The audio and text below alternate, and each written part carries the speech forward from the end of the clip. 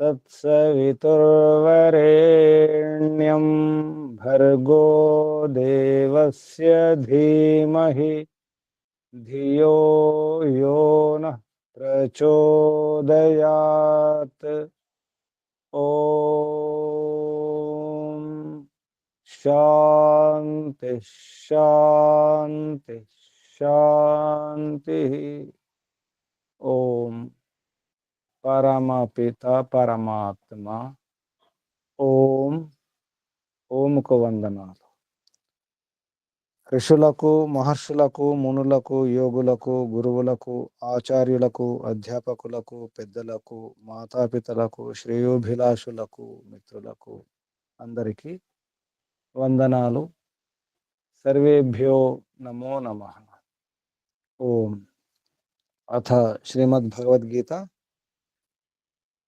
భగవద్గీత రహస్యాల పేరుతో మనం తరగతులు అధ్యయనం చేయడానికి ప్రయత్నం చేస్తున్నాం. ఇది విశుద్ధ భగవద్గీత.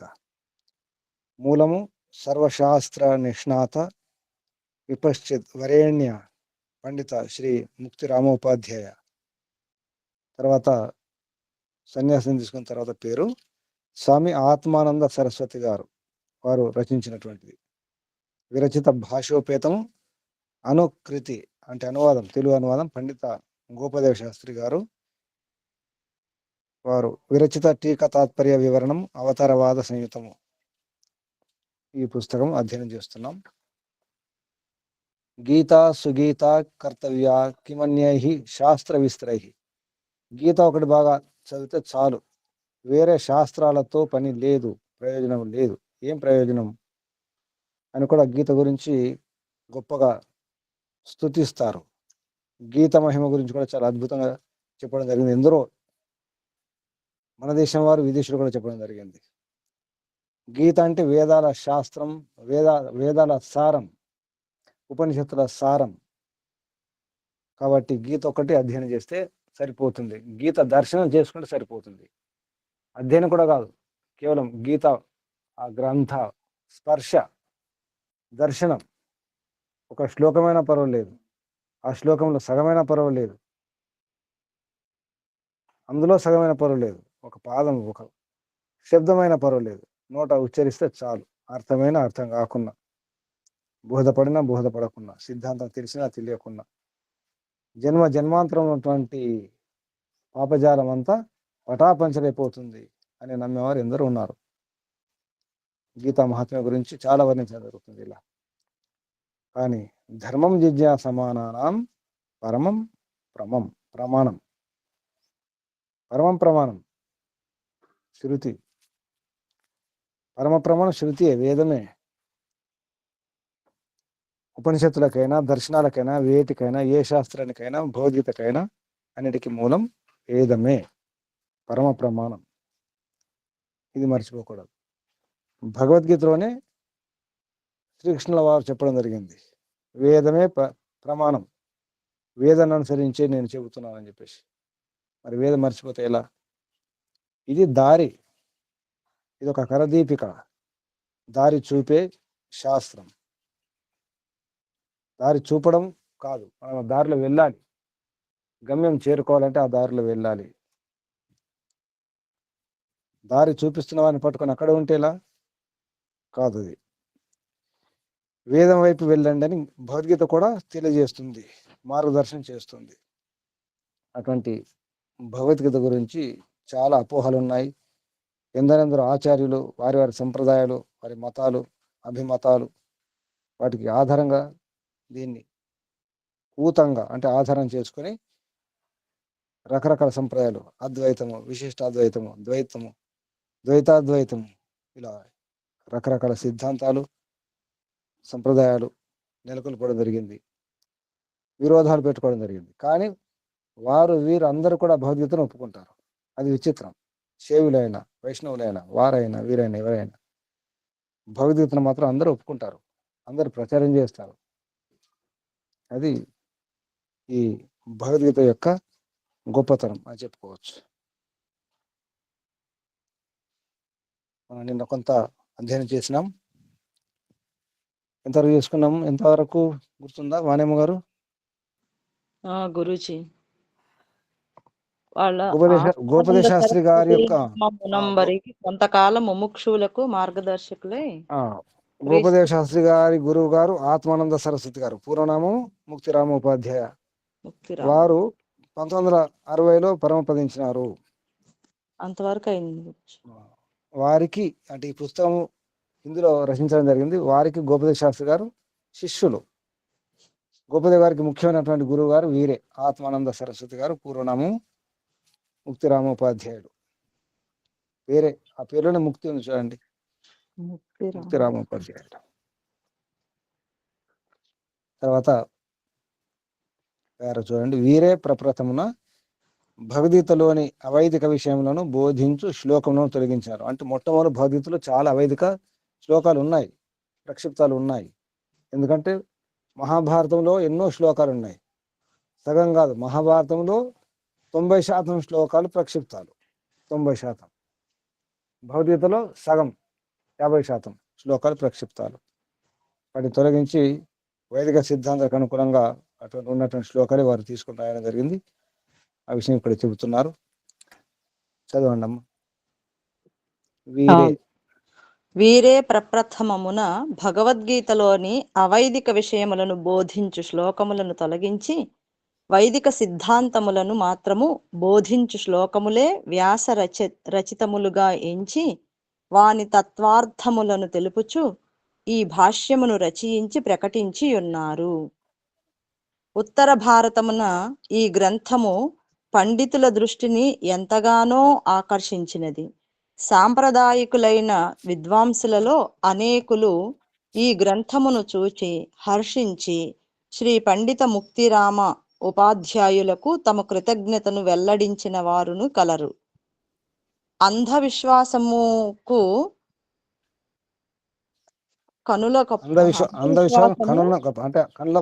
అంధవిశ్వాసం అనేది మూఢ విశ్వాసాలు కనులను కప్పగా కళ్ళు మూసేస్తే ఉపాధ్యాయుల భాష్యగత రహస్యమును గుర్తింపజాలక ద్వేషమును వెలిబుచ్చు తమ అంతఃకరణములను మలినం చేసుకున్న మహానుభావులు పెక్కురు లేకపోతే, అంటే దీన్ని విమర్శించే వారు కూడా ఉన్నారు. అంటే మూఢభక్తి మూఢ విశ్వాసాలతో ఉన్నవారు కూడా ద్వేషించిన వారు కూడా, అంటే ఈ భగవద్గీతను, ఈ శుద్ధమైన భగవద్గీతను మెచ్చుకున్న వారు ఉన్నారు, తిట్టిన వారు ఉన్నారని, ద్వేషించిన వారు ఉన్నారని ఇక్కడ చెప్తున్నారు. తర్వాత నిందంతు నీతి నిపుణ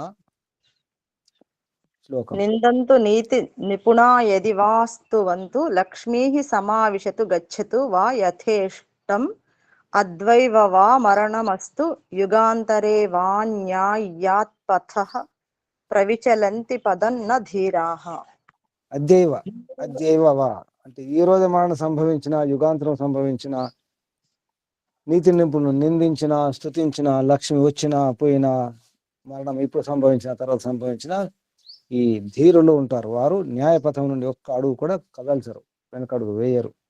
అంటే ఎందుకంటున్నారు ఈ మాట అంటే, నిందలు వస్తాయి, స్థుతులు ఉంటాయి, అన్నీ ఉంటాయి. నిందా స్థుతి సామాన్యమే. ద్వేషించిన వారు ఉంటారు, నిందించేవారు ఉంటారు, మెచ్చుకున్న వారు ఉంటారు. అలాగే ఈ పుస్తకం గురించి కూడా మెచ్చుకున్న వారు ఉన్నారు, ద్వేషించిన వారు ఉన్నారు. కానీ న్యాయపథం నుంచి ధీరులు ఒక్క అడుగు కూడా వెనక్కి కదల్చరు, అటు ఇటు వేయరు అని ఈ శ్లోకం ద్వారా చెప్పడం జరుగుతుంది. ఈ పుస్తకం అంటే ఉత్తర భారతంలో చాలా ప్రసిద్ధి పొందింది. పండితుల దృష్టిని కూడా ఎంత ఆకర్షించింది. వారు కూడా సంప్రదాయకులు ఉన్నారు కదా, ఈ శంకరాచార్య అద్వైతవాదులు కానీ, ద్వైతవాదులు, విశిష్ట అద్వైత అంటే రామానుజాచార్యులు, మధ్వాచార్యులు, వల్లభాచార్యులు, ఇతర ఆచార్యులు ఎవరైతే ఉన్నారో అందరూ కూడా కొందరు ఒప్పుకున్న వారు ఉన్నారు. సత్యాన్ని గ్రహించిన వారు, అంటే సత్యాన్ని ఇష్టపడేవారు ఎవరిని ఒప్పుకుంటారు. కానీ అంధవిశ్వాసం గల వారు, వాళ్ళు కళ్ళు కప్పుకొని ఉంటాయి కదా, అర్థం చేసుకోరు, సత్యాన్ని పట్టుకోరు, అటువంటి వారు తిడతారు, ద్వేషిస్తారు. అయినా భయపడకుండా ముందుకు వెళ్ళడమే ముఖ్యమని ఇక్కడ ఈ శ్లోకం యొక్క ఉద్దేశం. అది సామాన్యమే, కానీ సత్యం సత్యమే. రాగద్వేషాలకు మనం గురై సత్యమును ప్రకటింపకుండా ఉండకూడదు, సత్యం చెప్పాలి అంతే. ధీరుల యొక్క పని అది. తర్వాత పాఠకులను ఉద్దేశించి గోపదేశ శాస్త్రి గారు చెప్తున్నారు. పాఠకులారా అని చెప్పండి. పాఠకులారా, పండిత ప్రవరులైన శ్రీ ముక్తిరామ ఉపాధ్యాయులకు అంతేవాసినగు భాగ్యము నాకు లభించినదని చెప్పుటకు గర్వించుచున్నాడా. వారి పాదసేవ చేసి ఒకంత తత్వదృష్టి నలవరుచుకొను అవకాశము లభింపజేసిన పరమేశ్వరునకు అనేక ధన్యవాదములు. గురువులు ఆర్యభాషలో వ్రాసి ప్రకటించిన భగవద్గీతను తెలుగున నా నేర్చిన విధమున అనువదించి మీకు అందజేయుచున్నాడా. పుస్తకములోని గుణదోషములను గురించి నేను ఇట వ్రాయదలచనైతి. ఇట్టి పుస్తకము వ్రాయవలసిన అవసరము ఏల కలిగినదో మూల గ్రంథకర్త వ్రాసిన ప్రస్తావనాదులను చదువుట వలన స్పష్టము కాగలదు. చదవన గురించి ముక్తిరామోపాధ్యాయులు వారి గురువు వారు ప్రస్తావన పేరు రాయడం తర్వాత మన ఫోటోలో వస్తుంది, తర్వాత వస్తుంది. దాంట్లో వారు స్పష్టం చేసినారు ఎందుకు రాయాల్సి వచ్చింది, ఎందుకు శుద్ధి చేయాల్సి వచ్చింది, దానికి కారణం ఏంటి, దేని ఆధారంగా శుద్ధి చేసినారు, ఏ ప్రమాణంతో వారు రాశారు తర్వాత చూసుకుందాం. అంటే గోపదేవ శాస్త్రి గారు వారి యొక్క పాదసేవ చేసి అంటే వారి యొక్క సన్నిధిలో ఉండి నేర్చుకోవడం జరిగింది శాస్త్రాలు, ఈ సిద్ధాంతం ఇదంతా కూడా ఆ విషయం చెప్పడం జరిగింది. తర్వాత తెలుగు భాషలో ఎన్నో భౌతిక పుస్తకాలు ఉన్నాయి కదా, గోపదేవ గారికి ఎందుకు అనిపించింది మరి దీన్ని తెలుగు అనువదించాలని ఆ విషయం చెప్తున్నారు ఇక్కడ తెలుగు భాషలో. చెప్పండి అమ్మా. తెలుగు భాషలో భగవద్గీత ఎన్నియో రూపములలో ఇదివరకే ప్రకటింపబడి ఉన్నది. మూలమును పద్యబద్ధము చేసిన వారును పెక్కురున్నారు. శ్లోకములను అట్లే ఉంచి వానికి తాత్పర్యమును తెలుగున వ్రాసిన వారును పలువురున్నారు. ఆచార్యుల భాష్యార్థములను తెలుగున వ్రాసి ప్రకటించిన గ్రంథములను మిక్కిలిగా లభించును.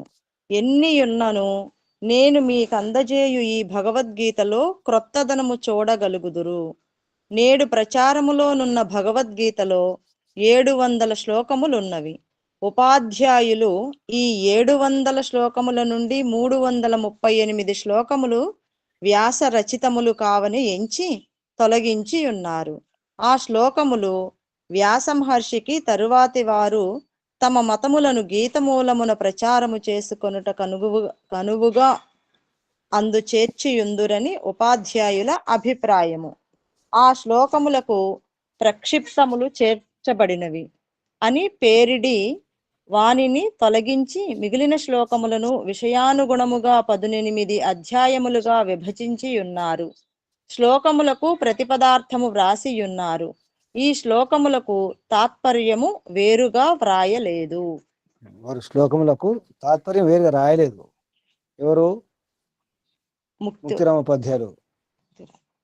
కానీ గోపదేవ శాస్త్రి గారు ఇంకా వివరణ రాయడం జరిగింది. అది మన అదృష్టం. అది మూలంలో హిందీలో లేదు, కానీ గోపదేవ శాస్త్రి గారు వివరణ కూడా రాయడం జరిగింది. మన తర్వాత చదువుకుంటాం, అధ్యయనం చేస్తాం. 700 శ్లోకాలే, ఒక వచనం ఉంటుంది 701. అందులో 338 శ్లోకములు వ్యాస రచితములు కావు, ప్రక్షిప్తాలు, అది కల్తీ చేసేవన్నమాట. వాటిని తొలగించి వేసేసి మిగిలినటువంటి 362 శ్లోకాలు వాటికి భాష రాయడం జరిగింది. అంటే మామూలుగా రాసినారు అంతే, అది ఉన్నట్టే. ఆ శ్లోకాలు అంతవరకే, వారి వైపు నుంచి ఏం రాయలేదు వారి గురువు గారు. కానీ గోపదేవ్ గారు తెలుగులో వివరణ కూడా రాయడం జరిగింది. అది మనం తర్వాత అధ్యయనం చేస్తాం. తర్వాత మూల గ్రంథకర్త అక్కడ చదవండి అమ్మా. మూల గ్రంథకర్త ప్రచలిత గీత నుండి 338 శ్లోకములు ప్రక్షిప్తములు, ఇతరులు చొప్పించినవి అని తొలగించి ఉన్నారు. అట్టి శ్లోకములు ప్రతి అధ్యాయమునందు ఉన్నవి. ఉపాధ్యాయులు ఆ శ్లోకములు ప్రక్షిప్తములను అనుటకు తగిన కారణములు చూపుచు గ్రంథమున ఒక భూమిక వ్రాసియున్నారు. చదువరులు దానిని చదువుటయే తడవుగా ఈ గ్రంథము ప్రయోజనమును గుర్తింపగలరు. భగవద్గీతను ఆద్యంతము బాగుగా దార్శనిక దృష్టితో పరిశీలించి సాంప్రదాయకులు తమ తమ సిద్ధాంతముల పోషణ కనువగు శ్లోకములనే అధ్యాయమున ఎన్నింటిని చేర్చిరో వానిని గుర్తించుటకు తగిన కారణములను చూపుచు వానిని పుస్తకము నుండి తొలగించి ఉన్నారు. పాఠకులు హేతుబుద్ధితో ఈ పుస్తకమును చదివి ఉపాధ్యాయుల పరిశ్రమను గుర్తింపగలరని ఆశించుచున్నాడా అని గోపదేవ శాస్త్రి గారు వారు వెల్లడిస్తున్నారు. పాఠకులు కొంచెం హేతుబుద్ధితో ఆలోచించండి, పుస్తకం చదవండి. ఉపాధ్యాయులు అంటే వారి గురువు గారు ముక్తిరామోపాధ్యాయులు గారు. వారి పరిశ్రమ చాలా పరిశ్రమించి అంటే మొదటిసారి ప్రయత్నం చేయడం జరిగింది. తర్వాత మరి ఎందరో ఇంకా 100 శ్లోకాల గీత, శతశ్లోక గీత ఇటువంటి పేర్లతో ఇంకా శుద్ధం చేసి రాయడం జరిగింది. అంటే వారు ఒక అవకాశం చూపించారనమాట. నేను ఏది శ్లోకాలు తీసివేసినాను అన్ని కూడా ప్రక్షిప్తాలు అనడానికి కూడా వీలు లేదు, లేదా ప్రక్షిప్తాలు కూడా కొన్ని ఉంచి ఉండొచ్చు. నేను అంటే నా బుద్ధిని బట్టి నా శక్తిని బట్టి నేను ప్రయత్నం చేసినాను. కొన్ని ప్రక్షిప్తాలు ఉంటే ఇంకా ఉండొచ్చు నేను చేసిన దాంట్లో కూడా, శుద్ధి చేసిన దాంట్లో ఏదైనా కొన్ని తీసివేసినాను కదా, తొలగించినాను కదా, అందులో కూడా మంచి కూడా ఉండొచ్చు అని కూడా వారి అభిప్రాయం వ్యక్తం చేసినారు వారి భూమికలో. తర్వాత చూద్దాం. ఇప్పుడు అవతారవాదం గురించి గోపదేశ శాస్త్రి గారు ఏమంటున్నారో చూద్దాం. అసలు అవతారవాదం ఎలా, అసలు అవతరించడం అవసరమా భగవంతునికి? ఎవరు అవతరిస్తారు? ఎక్కడున్న వారు అవతరిస్తారు? అసలు అవతారం అంటే ఏమిటి అనే విషయం రాయడం జరుగుతుంది. చూడండి. అవతారవాదము. ప్రపంచ మానవులు ఆస్తికులు నాస్తికులు అని ఇరు తెగలుగా వ్యవహరింపబడుచున్నారు.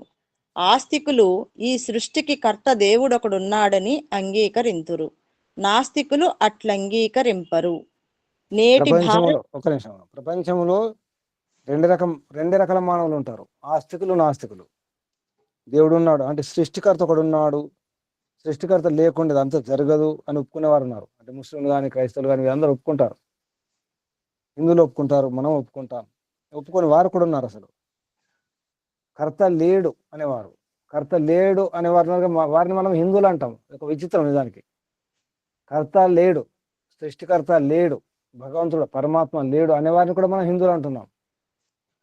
అంటే గుడి ఉంటే చాలు, మందిరం విగ్రహం ఉంటే చాలు, ఒక మూర్తి ఉంటే చాలు, మూర్తి పూజ చేసేవారు అందరూ హిందువులు అనుకుంటాం మనం. ఎవరో చెప్పండి, మూర్తి పూజ చేసేవారు అందరూ హిందువులేనా? ఎవరని చెప్పండి. మూర్తి పూజ చేసేవారు అందరూ హిందువులేనా?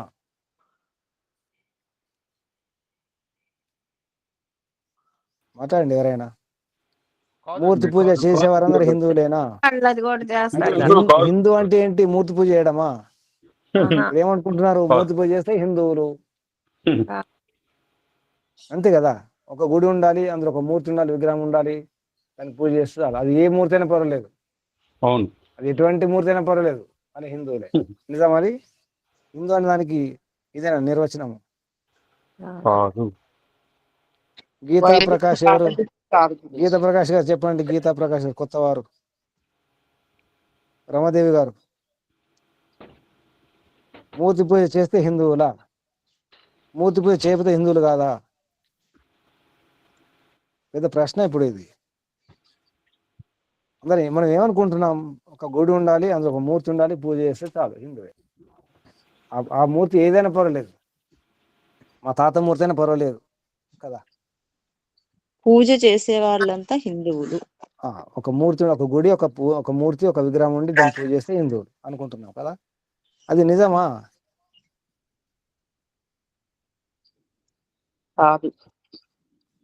చెప్పండి వింటున్నవారు. నమస్తే గురుజీ. అది నిజం కాదు గురుజీ. బౌద్ధులు జైనులు కూడా చేస్తారు కదా గురుజీ మూర్తి పూజ. మరి బుద్ధ విగ్రహం పెడతారు, వాళ్ళని మరి హిందువులు అనరుగా, బౌద్ధులు అంటారుగా. లేదు, హిందూ అనే దాని కింద రాజ్యాంగంలో హిందూ దాంట్లో వీళ్ళందరూ వస్తారమ్మా. బౌద్ధులు, జైనులు, సిక్కులు, ఆర్య సమాజం వాళ్ళు, మిగతా అందరూ కూడా హిందువుల కిందనే ఉంది. రాజ్యాంగంలో హిందూ అనే దాని కింద డెఫినేషన్ లో ఇది ఉంది. అంటే క్రైస్తవ ముస్లింలు తప్ప అందరూ హిందువులు. క్రైస్తవులు ముస్లిం తప్ప అందరూ హిందువులే. మరి వాళ్ళు కూడా క్రైస్తవులు కూడా పెట్టుకుంటారు కదా గురూజీ. మేరీ మాత, జీసస్, శిలువ ఇవన్నీ పెట్టుకుంటారు కదా గురూజీ. అంటే మనం ఇప్పుడు ఏమనుకుంటున్నాం అమ్మా, ఒక గుడి ఉండాలి, వాళ్ళు కూడా కొబ్బరి ముక్కలు ఇస్తారు, కొబ్బరి ముక్కలు ఇస్తారు. వారి సిద్ధాంతంలో అది కాదు కదా.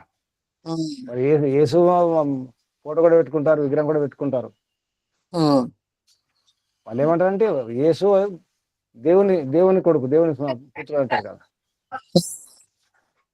దేవుని కుమారుడు యేసు. కానీ ఇప్పుడు డెఫినేషన్ ఏంటి? ఇప్పుడు మనం ఉన్నాం కదా, మన హిందువులమేనా? ఆర్య సమాజం వాళ్ళు నాస్తికులు అనేవారు కూడా ఉన్నారు.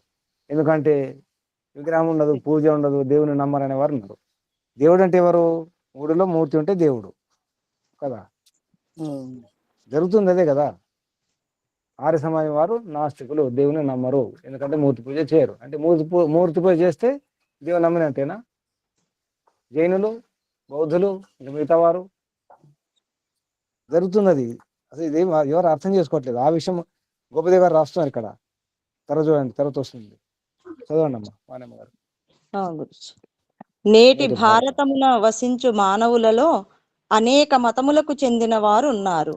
అందు వైదిక మతావలంబులు బహుసంఖ్యాకులు. తదుపరి మహమ్మదీయులు, క్రైస్తవులు, జైనులు, బౌద్ధులు క్రమముగా ఒకరికంటే ఇంకొకరు అల్పసంఖ్యాకులుగా నున్నారు. వీరిలో వైదికులు, మహమ్మదీయులు, క్రైస్తవులు ఆస్తికులు, జైన బౌద్ధులు నాస్తికులు. ఆస్తికులు దేవుని సృష్టికి కర్తగా, ధర్తగా, సంహర్తగా అంగీకరింతురు. అందు వైదికులు దేవుని ఒక పరమ సూక్ష్మ తత్వముగా అంగీకరింతురు. వైదికులు అంటే మనం దేవుని ఒక పరమ సూక్ష్మ పరమచేతన పదార్థంగా లేదా తత్వంగా మనం అంగీకరిస్తాం. ఇక్కడ దేవుని సృష్టికర్త ఎవరు ఒప్పుకుంటారు? వైదికులు ఒప్పుకుంటారు, మహమ్మదీయులు, క్రైస్తవులు ఒప్పుకుంటారు. జైన బౌద్ధులు నాస్తికులు, వారు ఒప్పుకోరు. ఒక కర్త ఉన్నాడు, ఒక పరమాత్మ ఉంటుంది, ఇలా ఒప్పుకోరు. కానీ మనం ఏమంటాం? వాళ్ళకి ఒక గుడి ఉంది కాబట్టి, మూర్తి ఉంది, మూర్తి పూజ చేస్తారు కాబట్టి హిందువులు అనుకుంటాం. ఈ విషయం పట్టుకోవట్లేదు మనం. అంటే మూర్తి పూజ చేయగానే హిందువులని కాదు, మూర్తి పూజ చేయకపోతే హిందువులు కాదని కాదు. ఇది అర్థం చేసుకోవాలి. అసలు ప్రాచీన మతం ఏమిటి? ఎవరికి వారు గొప్పలు చెప్పుకుంటారు. క్రైస్తవులు, ముస్లింలు మాదే గొప్ప, మాదే సరైనది, మాదే సత్యము, మాదే సత్య మార్గము అని చెప్పుకుంటారు. ఎవరికి వారే. అసలు ప్రాచీన మతం ఏమిటి? అసలు మతం అనకూడదు, ధర్మం. అసలు ప్రాచీన ధర్మం ఏమిటి? ధర్మం ఎన్ని ధర్మాలు ఉంటాయి? బౌద్ధ ధర్మం అంటాము, క్రైస్తవ ధర్మం అంటారు, ముస్లిం ధర్మం అంటారు, మతాలు. అసలు ఒకవేళ మతం అనుకుంటే ఏ మతం ప్రాచీనం? ఆ విషయం చెప్తున్నారు గోపదేవ్ గారు. చూడండి, వేద మతం ప్రపంచ మతంలో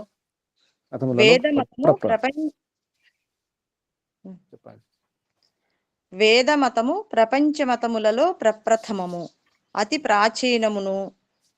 ఇతర బౌద్ధ, క్రైస్తవ, మహమ్మదీయాది మతములన్నీయు అర్వాచీనములు. 3000 సంవత్సరములకు పూర్వము ఇయ్యవి లేవు. గమనించండి, 3000 సంవత్సరాల క్రితం అసలు ఏ మతం లేదు. ఈ హిందూ, ఈ పౌరాణిక ఇవి కూడా లేవు. ఏది మనం అంటున్నామో ఈ మూర్తి పూజ ఇవన్నీ కూడా, ఇవి కూడా లేవు. ఏది లేదు. అద్వైతం లేదు, ద్వైతం లేదు, విశిష్టాద్వైతం లేదు, ఏది లేదు. శంకరాచార్య వచ్చిన తర్వాత అద్వైతం, రామానుజాచార్యులు వచ్చిన తర్వాత విశిష్టాద్వైతం, మధ్వాచార్యులు వచ్చిన తర్వాత ద్వైతం, ఇలా రకరకాలుగా వచ్చినాయి. ఆచార్యులు వచ్చిన తర్వాత, అంతకుముందు ప్రవక్తలు వచ్చిన తర్వాత మతాలు, బుద్ధుడు వచ్చిన తర్వాత బౌద్ధ మతము, వర్ధమానుడు జైనుడు వచ్చిన తర్వాత జీనుడు జైన మతము. అంతకుముందు వారు లేకముందు ఏముంది? వేదమతమే కదా ప్రపంచంలో అతి ప్రాచీనము. 3000 ఏళ్ళకు ముందు ఏముంది? రామాయణ కాలంలో ఏముంది? మహాభారత కాలంలో, ద్వాపర యుగంలో ఏముంది? ద్వాపర యుగం తర్వాత కూడా, కలియుగంలో కూడా తర్వాత కదా, ఒక 2-3 వేల సంవత్సరాల తర్వాత ఇవన్నీ మతాలు. ఈ పార్సీ మతం, ఇంకా రకరకాల మతాలు ఉన్నాయి. ఇప్పుడు కొత్త మతాలు కూడా పుట్టుకొచ్చినాయి. ప్రపంచంలో ఇప్పుడు ఎన్ని మతాలు ఉంటాయి? ఎన్ని రకాల మతాలు ఉన్నాయి తెలిసే ఎవరికన్నా? మహర్షి రాసినారు 11వ సముల్లాసం అనుభూమికలో. అప్పటికి 1000 మతాలు ఉన్నాయట. ఇప్పుడు 2000 మతాలు కూడా ఉండొచ్చు. ఎవరికి వారే, ప్రతి గురువు ఒక మతమే ఇప్పుడు ఈ రోజుల్లో. అంటే మతాలు ఎన్ని ఉన్నాయి? వేద మతం ఎప్పటిది, ఏ కాలం నాటిది అంటే సృష్టి ఆది నుంచి ఉన్నట్టు చెప్పుకోవచ్చు మనం. సృష్టి ఆది నుంచి ఉన్న మతం ఏ మతం? వేద మతమే. చెప్పండి, వేద మతం, కాలం నిర్ణయింపనలవి కాదు. అలవి కాదంటే తరం కాదు, అలవి కాదంటే సాధ్యం కాదు. వేద మతం ఎప్పటిదంటే ఒకటే మాట చెప్పుకోవచ్చు, అంటే సృష్టి ఆది నుంచి ఉన్న మతం. అలవి కాదు, సాధ్యం కాదు. ఎందరో మతిమంతులు ఎంతగానో ప్రయత్నించియు వేద కాలమును నిర్ణయింపజాలకపోయిరి. 20,000 సంవత్సరములకు పూర్వమే వేద సాహిత్యం ఉన్నట్లు చారిత్రకులు కొందరు ఊహింపగలిగిరి. చారిత్రకులు గమనించండి, కొందరు చరిత్ర రాస్తారు కదా, ఈ సృష్టి ఎప్పుడు ఏర్పడ్డది? 20,000 సంవత్సరాలు, 2000, కొందరు 2000, 3000 అనే వాళ్ళు కూడా ఉన్నారు. సృష్టి ఆరంభం 2000, 3000, కొందరు 5,000 అంటున్నారు, కొందరు 20,000 అంటున్నారు, కొందరు రకరకాలు అంటున్నారు. అంటే ఈ చారిత్రకారులు ఎవరుతుంటారు, ఈ ఇతిహాసం రాసేవారు ఊహిస్తారంతే. ఏదో తవ్వుతారు, అందులో ఏవో వెళ్తాయి పాత్రలు, ఆ పాత్రలను బట్టి లేదా శాసనాలను బట్టి ఇది చెప్తుంటారు. ఊహించడం తప్ప ఇంతవరకు ఇదమిత్తం అంటే ఇది ఇంతే, ఇది ఇంతే, ఇది సత్యం ఇంతే అని ఖచ్చితంగా చెప్పిన వారు ఎవరు లేరు ఇంతవరకు. కానీ సృష్టి ఏర్పడిన నాటి నుండి దాదాపు 200 కోట్ల సంవత్సరముల నుండి వేదములు మానవ సమాజమున ప్రచారములోనున్నట్లు వైదికులు నుడువుదురు. 2000 అంటే 200 కోట్లు అంటే 197 కోట్ల 29,49,100 ఇప్పుడు 27 సంవత్సరాలు నడుస్తుంది సృష్టి. ససంధి ఏకో బృంద సప్తమతి కోటి 29,00,000 59 సహస్రాన్ని సప్తవింశతి అధిక శతం అంటే 127 197 కోట్లు 29,49,127 సంవత్సరాలు జరుగుతుంది ఇప్పుడు సృష్టి. తర్వాత చెప్పండి. ఈ వేదమతమును అనుసరించు వారు ప్రస్తుతం హిందువులని పేర్కొనబడువారు.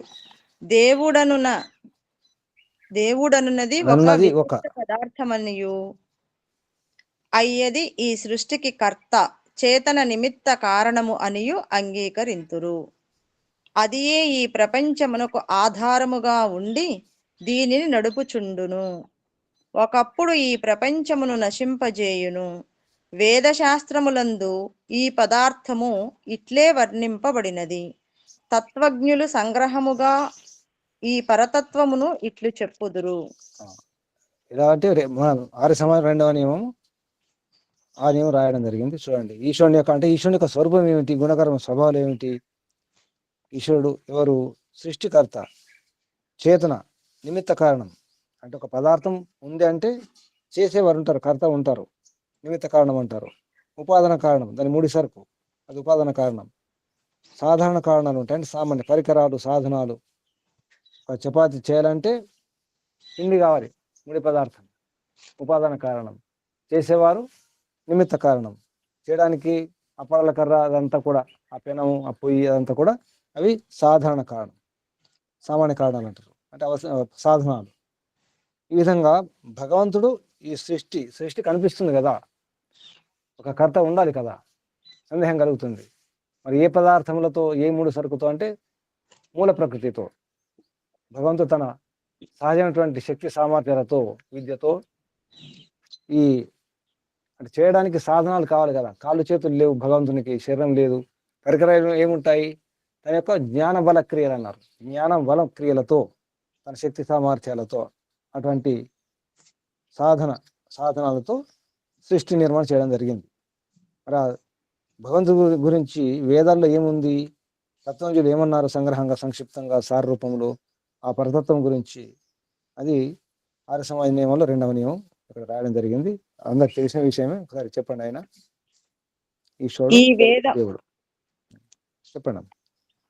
సచ్చిదానంద స్వరూపుడు, నిరాకారుడు, సర్వశక్తిమంతుడు, న్యాయకారి, దయాళుడు, అజన్ముడు, అనాది, అనంతుడు, నిర్వికారుడు, అనుపముడు, సర్వాధారుడు, సర్వేశ్వరుడు, సర్వవ్యాపకుడు, సర్వాంతర్యామి, అజరుడు, అమరుడు, అభయుడు, నిత్యుడు, పవిత్రుడు, సృష్టి స్థితి లయములకు కర్తయునై ఉన్నాడు. అతడే మానవులకు ఉపాస్య దేవుడు. ఉపాసనీయుడు. ఎవరిని ఉపాసించాలి, ఎవరిని పూజించాలి, ఎవరిని ఆరాధించాలి, ఎవరి భక్తి చేయాలి, ఆ దేవుని యొక్క గుణకర్మ స్వభావాలు ఎలా ఉండాలి, లక్షణాలు ఏమిటి ఇక్కడ ఇందులో వర్ణించడం జరిగింది. ఈశ్వరుని యొక్క గుణ కర్మ స్వభావాలన్నీ కూడా. సత్ చిత్ ఆనంద స్వరూపుడై ఉండాలి. సత్స్వరూపుడు, చిత్ స్వరూపుడు, ఆనంద స్వరూపుడు ఈశ్వరుడు. నిరాకారుడు, సర్వశక్తిమంతుడు. నిరాకారుడు అనగానే మళ్ళీ సర్వశక్తిమంతుడు చూడండి, గమనించండి ఈ క్రమం. నిరాకారుడు కానీ సర్వశక్తిమంతుడు. నిరాకారుడు సర్వశక్తిమంతుడు ఎలా అవుతాడు? అంతటా అన్ని రకాల శక్తులు ఉన్నవాడు, ఎవరి సహకారం తీసుకోకుండా ఉండాలి, సర్వశక్తిమంతుడు. సృష్టి దీన్ని నిర్మాణం చేసేటప్పుడు కానీ, ఈ జగత్తుని ఈ ప్రపంచాన్ని నడిపించేటప్పుడు కానీ ప్రళయం చేసేటప్పుడు కానీ ఎవరి సహకారం తీసుకోడు, సహకారం అవసరం లేదు. అటువంటి పరమాత్మ సర్వశక్తిమంతుడు. సర్వశక్తిమంతుడు అని చెప్పేసి అన్యాయం చేయడు.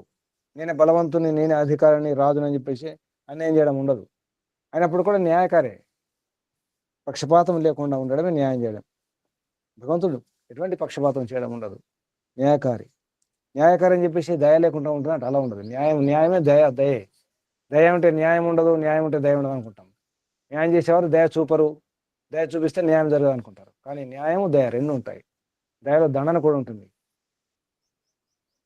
అంతేకాదు అజన్ముడు, జన్మ లేదు, అనాది, ఆది లేదు, అనంతుడు, అంతం లేదు, నిర్వికారుడు, ఏ వికారం ఉండదు, ఏ మార్పు ఉండదు, మురిగిపోవడం ఉండదు, పాచిపోవడం ఉండదు, చెడిపోవడం ఉండదు, తగ్గడం పెరగడం ఏమి ఉండదు. నిర్వికారుడు, అనుపముడు, ఉపమానం లేదు, ఉదాహరణ లేదు.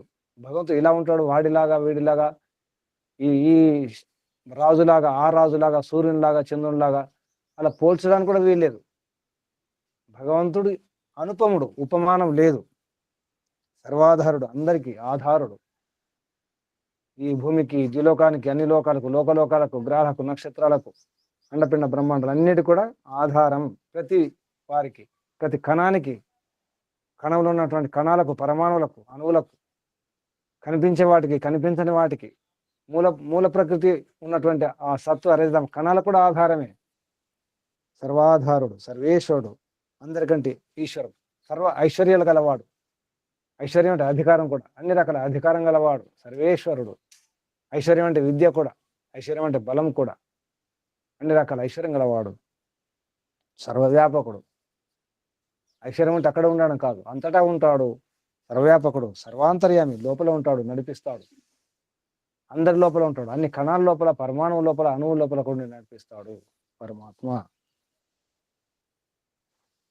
అజరుడు, ముసలి కావడం ఉండదు, వృద్ధాప్యం రాదు. అమరుడు, జరామరణాలు లేనివాడు, చనిపోవడం ఉండదు, పుట్టుక లేదు కాబట్టి ఇక మరణం కూడా ఉండదు. అభయుడు, ఎటువంటి భయం ఉండదు పరమాత్మకు. ఎవరి వల్ల భయం ఉండదు, దేని వల్ల భయం ఉండదు. నిత్యుడు, ఎప్పుడు ఉంటాడు, నిత్యం, సదా, ఈ క్షణం ఆ క్షణంగా, ప్రతి క్షణం ప్రతి దినం ఎప్పుడు ఉంటాడు, అలాగే ఉంటాడు. అన్ని కాలాల్లో, సృష్టి స్థితి లయ, అన్ని కాలాల్లో, అన్ని యుగాలలో ఏకరసుడు, ఒకే రకంగా ఉంటాడు. పవిత్రుడు, పరమపావనం, ఎటువంటి అశుద్ధత ఉండదు, ఏ అవిద్య ఉండదు. పవిత్ర అంటే అవిద్యనే అశుద్ధి ఉంటుంది, అవిద్యనే అశుద్ధి, అపవిత్రత కూడా లేదు, విద్య ఉంటుంది. ఏమాత్రం అవిద్య ఉండదు, కొంచెం కూడా విద్య ఉండదు, అజ్ఞానం ఉండదు. సృష్టి స్థితి లయములకు కర్త అయి ఉన్నాడు. సృష్టికర్త, లయకర్త, స్థితికర్త కూడా అతడే. మానవులందరికీ ఉపాస్య దేవుడు. ఇది భగవంతుని యొక్క నిర్వచనం. ఈ గుణాలు ఉంటే భగవంతుడు. ఇక చూడండి, ఎవరినన్నా క్రైస్తవుల దేవుడు కానీ, ముస్లిం దేవుడు కానీ, సిక్కుల దేవుడు కానీ, బౌద్ధుల దేవుడు కానీ, జైనుల దేవుడు కానీ, ఎవరైనా కానీ ఈ గుణాలు ఉన్నాయా? ఈ గుణాలు ఉంటే దేవుడు, ఈశ్వరుడు, పరమాత్మ. లేకుంటే కాదు. ఇటువంటి విషయాలు ఎక్కడ ఉన్నాయంటే వేదములు ఉన్నాయి, వేదశాస్త్రంలో ఇవన్నీ ఉన్నాయి, మంత్రాల్లో ఉన్నాయి. భగవంతుడు చెప్పుకున్నాడు, నా స్వరూపం ఇది, నా పేరు ఇది, ఓం ఖం బ్రహ్మ. నా పేరు ఓం, ఖం ఆకాశంలాగా అంతటా వ్యాపించి ఉన్నా నేనే గొప్ప బ్రహ్మను అని భగవంతుడు చెప్పుకున్నాడు. ఓం క్రతో స్మర, ఓ క్రతు, ఓ మానవ, ఓ కర్మశీలి మానవ, ఓం స్మర, నన్ను స్మరించు, నా పేరు ఓం. భగవంతుడు చెప్పుకున్నాడు, నా పేరు ఓం అని. నేను సత్యచేత ఆనంద స్వరూపుణ్ణి, నేనే ఆనందం, ఆనందమే నేను. సరే ఎస్ కేవలం. ఎన్నో మంత్రాలు వస్తాయి ఇటువంటి. ఇదని చెప్పాలంటే ప్రతి మంత్రం కూడా భగవంతుని గురించి. 4 వేదాలలో ఉన్నటువంటి మంత్రాలన్నీ కూడా భగవంతుని గురించే, భగవంతుని తెలుసుకోవడం గురించి, భగవంతుని వర్ణననే, భగవంతుని యొక్క మహిమయే. మనకు కనిపించే సృష్టి కూడా ఇదంతా కూడా భగవంతుని యొక్క మహిమ. భగవంతుని యొక్క మహిమను చాటుతాయి. ప్రతి ఆకు, ప్రతి కొమ్మ, ప్రతి పక్షి, ప్రతి శరీరం, ప్రతి కదలిక భగవంతుని యొక్క మహిమను తెలియజేస్తున్నాయి. భగవంతుని నుంచి ఏమైనా చెప్పుకోవచ్చు, ఎంతైనా చెప్పుకోవచ్చు. అన్ని పేర్లు భగవంతుని. సత్యార్థ ప్రకాశంలో మొదటి సమాసం చూడండి, సుమారు 108 పేర్లు ఉంటాయి. అంతేకాదు అనంత కోటి నామాలు ఉన్నాయి. ఏ నామం అయినా తీసుకోవచ్చు. ఆ నామము ఏదో ఒక గుణ, కర్మ, స్వభావం ఉంటుంది. భగవంతుని యొక్క గుణ, కర్మ స్వభావాలలో ఏదో ఒకటి అర్థం ఉంటుంది ఆ నామానికి. అటువంటి విలక్షణ పదార్థం అదొక పదార్థం. పదార్థం మనకు కనిపించే పదార్థాలు కాదు. పదార్థం అంటే ఈ పదార్థాలు కాదు. క్రియ ఉంటే గుణం ఉంటే పదార్థం అంటారు. వైదిక నిర్వచనం ఇది. శాస్త్ర నిర్వచనం, దార్శనిక నిర్వచనం. గుణాలు ఉంటే అది పదార్థమే, వస్తువే. లేదా క్రియ ఉంటే, లేదా గుణక్రియ రెండు కూడా ఉండొచ్చు. భగవంతుడు గుణాలు ఉన్నాయి, క్రియలు కూడా ఉన్నాయి. భగవంతుడు సృష్టి, స్థితి, లయ అన్ని చేస్తాడు కదా. క్రియలు కూడా ఉన్నాయి, గుణాలు ఉన్నాయి. కాబట్టి భగవంతుడు ఒక పరమచేతన పదార్థము, పరమచేతన వస్తువు. మనం అనుకునే వస్తువు ఈ డెఫినేషన్ కాదు.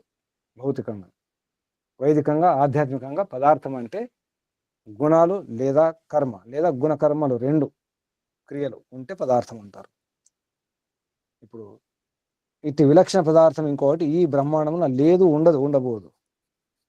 అందుకే పరం బ్రహ్మ అంటారు, పరబ్రహ్మ అంటారు, పరమాత్మ అంటారు. పరం, దాన్ని మించింది ఏది ఉండదు. బలానికైనా, విద్యకైనా, ఐశ్వర్యానికైనా పరాకాష్ఠ, పరమేశ్వరుడు అంటాం. పరమేశ్వరుడు అంటే పరాకాష్ఠ, ఐశ్వర్యాలకు పరాకాష్ఠ, జ్ఞానానికి పరాకాష్ఠ పరమాత్మ, అన్నిటికీ పరాకాష్ఠ. చరమసీమ పరమాత్మ హద్దు, దాన్ని దాటి వెళ్ళలేము ఇక. అటువంటి పదార్థం లేదా మనం మన భాషలో మాట్లాడుకుంటే తత్వం. అటువంటి తత్వము పరమతత్వం. ఈ బ్రహ్మాండంలో ఏ బ్రహ్మాండం ఇప్పుడు కాదు, ఎప్పుడైనా ఉండదు, ఉండబోదు. ఈ యుగమైనా ఏ యుగమైనా, ఈ సర్గ అంటే ఈ సృష్టి అయినా, మళ్ళీ ప్రళయం వచ్చిన తర్వాత సృష్టి జరిగిన అంతే ఉంటుంది. ఏ మాత్రం మార్పు ఉండదు. అది భగవంతుని యొక్క లక్షణాలు, గుణకర్మ స్వభావాలు. ఎన్నో పేర్లు ఉన్నాయి. అది కొన్ని పేర్లు కూడా రాయడం జరిగింది గోపదేవ శాస్త్రి గారు. చూడండి, ఇటు విలక్షణ పదార్థం ఇంకోటి ఈ బ్రహ్మాండం లేదు. అక్కడి నుంచి చదవండి అమ్మా. గురుజీ, ఇట్టి విలక్షణ పదార్థము ఇంకొకటి ఈ బ్రహ్మాండమున లేదు. దీనిని శాస్త్రములందు అనేక నామములతో పేర్కొని ఉన్నారు. ఆ నామములనన్నింటినీ ఒక్కచో గణించుట సుకరము కాదు. సుకరం అంటే సులభం. సుకరం అంటే సులభం కాదు, అంత సులభం కాదు. ఒక చోట వాటిని లెక్కించడం అనేది సులభం కాదు. ఆ నామాలన్నీ, అన్ని నామాలు ఉన్నాయి, అనంత కోటి నామాలు. ఇక్కడ కొన్ని రాసినారు, చెప్పండి. బ్రహ్మము, విష్ణు, బ్రహ్మము, విష్ణువు, శివుడు, ఈశ్వరుడు, మహాదేవుడు, పరంబ్రహ్మ, పరమాత్మ, ఇంద్రుడు, చంద్రుడు, రుద్రుడు, మిత్రుడు, సూర్యుడు, వరుణుడు, నారాయణుడు, శ్రీ, లక్ష్మి, సరస్వతి, గోవిందుడు, భగవంతుడు మున్నగు నామములన్నీయు ఆ పరతత్వమును బోధించునవియే. కావుననే ఋగ్వేదము ఏకం సత్ విప్రా బహుధా వదంతి. ఇంద్రం, మిత్రం, వరుణం, అగ్ని, ఆహుహు అని వర్ణించినది. చివరికి వేద మంత్రాలు చాలా సార్లు వస్తుంది. స ఏక ఏక ఏక హృదయ ఏక అతడు ఒక్కడే ఒక్కడే ఒక్కడే ఒక్కడే. ఇటువంటి మంత్రాలు కూడా ఉన్నాయి. భగవంతుని పేర్లు ఎన్నో ఉన్నాయి. సత్యప్రకాశం లాంటి మొదటి సమాసంలో తద్ విష్ణు అని, తదేవాగ్ని తద్వాయు తదాదిత్య అని చెప్పేసి, అతడే, అదే ఆదిత్య, అదే వాయువు, అంతదే. అంటే అదే అంటే ఇక్కడ నపుంసకలింగంతో చెప్పినారు భగవంతుని. బ్రహ్మం ఒక్కటే, పరబ్రహ్మం ఒకటే అని చెప్పేసి ఒకటే అంటారు అన్నమాచార్యులు. ఒక్కటే అంటే నపుంసకలింగం. భగవంతుడు స్త్రీలింగం కాదు, పుల్లింగం కాదు, నపుంసకం కాదు, ఏది కాదు. నిజానికి అలింగుడు, అలింగ. భగవంతుడు అలింగుడు కదా, ఏ లింగం లేనివాడు. తర్వాత చదవండి. కాని కాలము గతించిన కొలది మానవులలో వేద ప్రచారము సన్నగిల్లి వేదార్థములను విస్మరించుటచే వేద మతావలంబులలో శైవ, వైష్ణవ, శాక్తాది నామములతో నానావిధ సాంప్రదాయములు ప్రబలినవి. ఇట్లే అద్వైతము, విశిష్టాద్వైతము, ద్వైతము మున్నగు సాంప్రదాయములు కూడా శ్రీ శంకరస్వామి మున్నగు ఆచార్యులతో ఇటీవల నెలకొల్పబడుట ఎల్లరూ ఎరిగిన విషయమే. కారణం చెప్తున్నాను. ఎందుకు మరి? ఒక దేవుడే కదా, దేవుడు ఒక్కడే. అందరూ అంటారు కదా, గాడిజు అని అంటారు, దేవుడు ఒక్కడే, అంతా ఒకడే, అందరూ ఒక్కడే ఒప్పుకుంటారు. క్రైస్తవులు, ఈ బౌద్ధులు కానీ వాళ్ళు వీళ్ళందరూ నిజానికి అంటే బౌద్ధులు పరమాత్మను ఒప్పుకోరు, కానీ వాళ్ళ గురువు ఒక్కరే, అదొకటే అంటారు. వారి సిద్ధాంతం ఒకటే, అదే ఒకటే ప్రపంచం ఉన్నది ఒకటే. అది సిద్ధాంతమైన మార్గమైన వారి మార్గమే సత్య మార్గం, అదొకటే అంటారు. అలాగే ప్రతి వారు కూడా క్రైస్తవులు, మహమ్మదీయులు, ముస్లింలు, హిందువులు, వైదికులు అందరూ కూడా దేవుడు ఒక్కడే నమ్ముతున్నారు కదా. ఎందుకు అంటే ఇది కారణం చెప్పడం జరుగుతుంది. కాలం గతించిన కొలది, కాలం గడిచిన కొద్ది ఏమైంది, మానవులలో వేద ప్రచారం సన్నగిల్లింది. అసలు కారణం అది. ఈ విషయాన్నే మహర్షి దయానంద సరస్వతి గారు కూడా రాస్తారు. ఎందుకు ఇన్ని మతాలు పుట్టుకొచ్చాయి, సత్యార్థ ప్రకాశంలో 11 సమోల్లాసంలో అనుభూమికలు చూడండి. ఎందుకు జరిగిందంటే 5000 ఏళ్ల క్రితం ఏ మతము లేదు, ఏమీ లేదు, ఒకే ఒక మతం ఉండేది, ఒకే విధానం ఉండేది.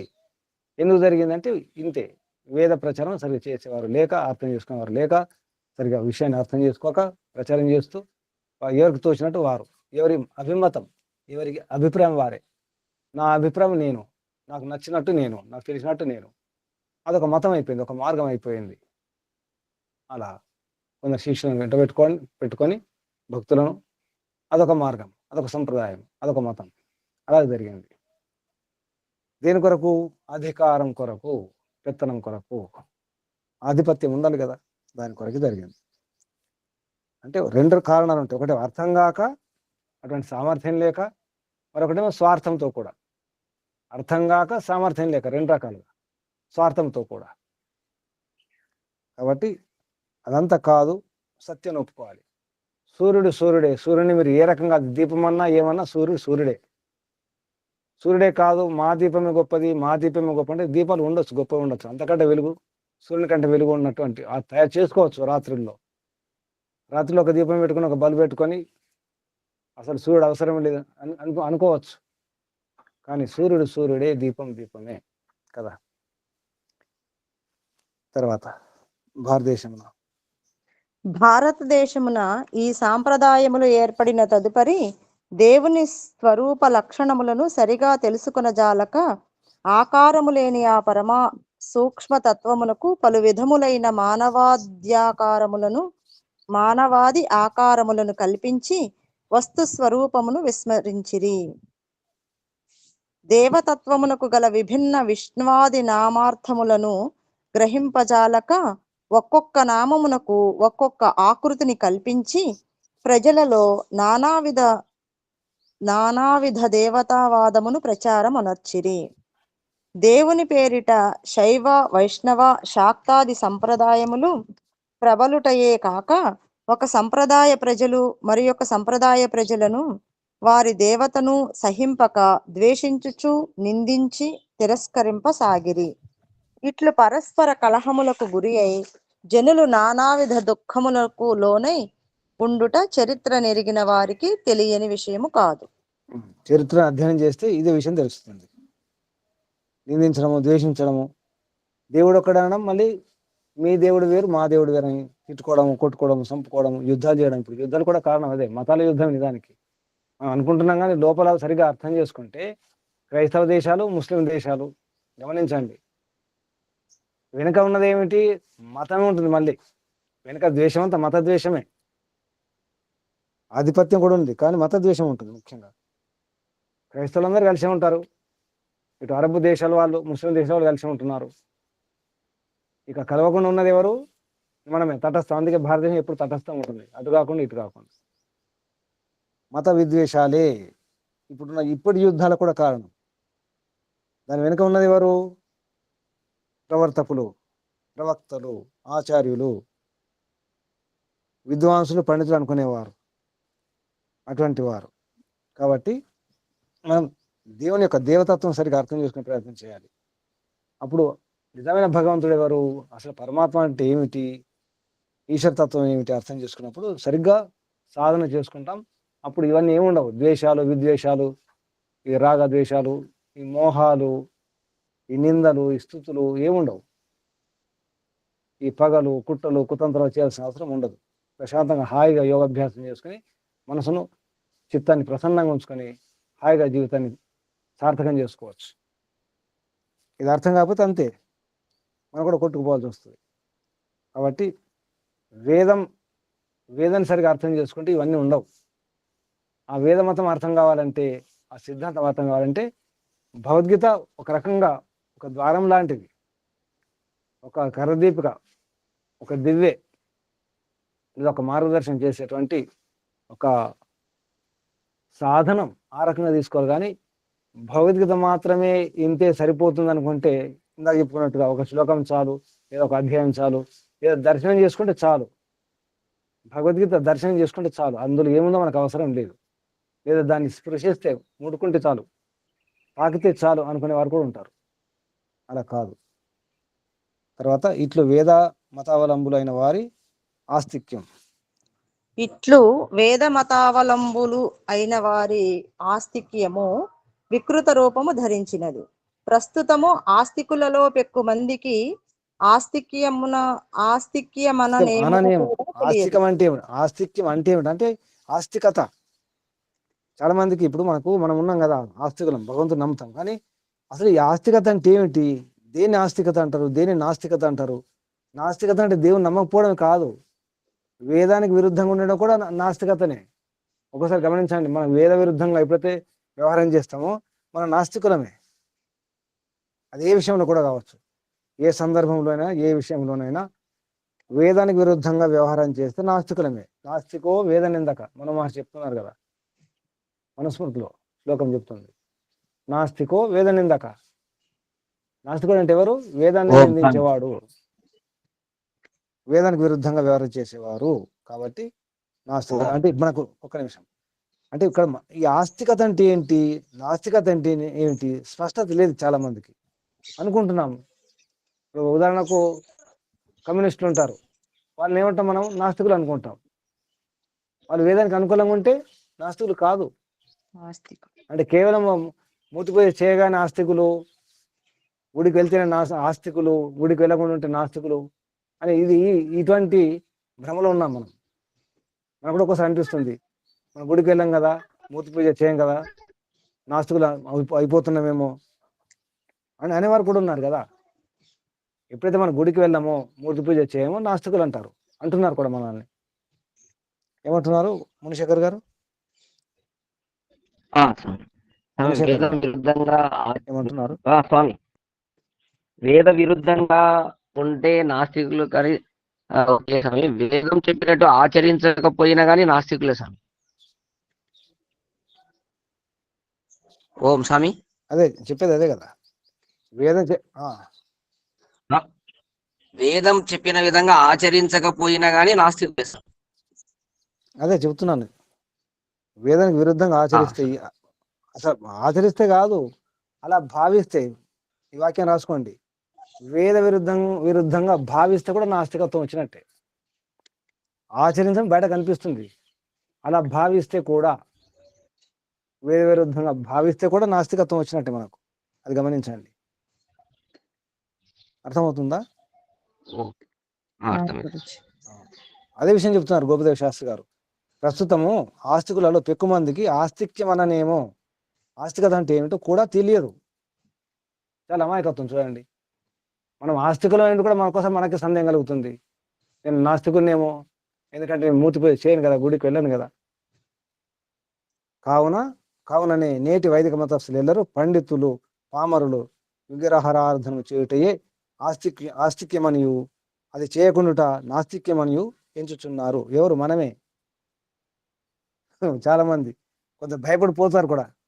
ఆర్య సమాజం కొందరు భయపడి గుడికి వెళ్తారు. ఏమో తప్పు, సందేహం కలుగుతుంది కదా, భయం కలుగుతుంది. వారి దృష్టిలో గుడికి వెళ్ళేవాడు ఆస్తికుడు, వెళ్ళనివాడు నాస్తికుడు. మాట స్పష్టత లేదు, మీ మాట స్పష్టంగా రావట్లేదు, సిగ్నల్ లేదేమో, మాట అర్థం కావట్లేదు, సిగ్నల్ లేదేమో చూసుకోండి. చదవండి అమ్మా. కావుననే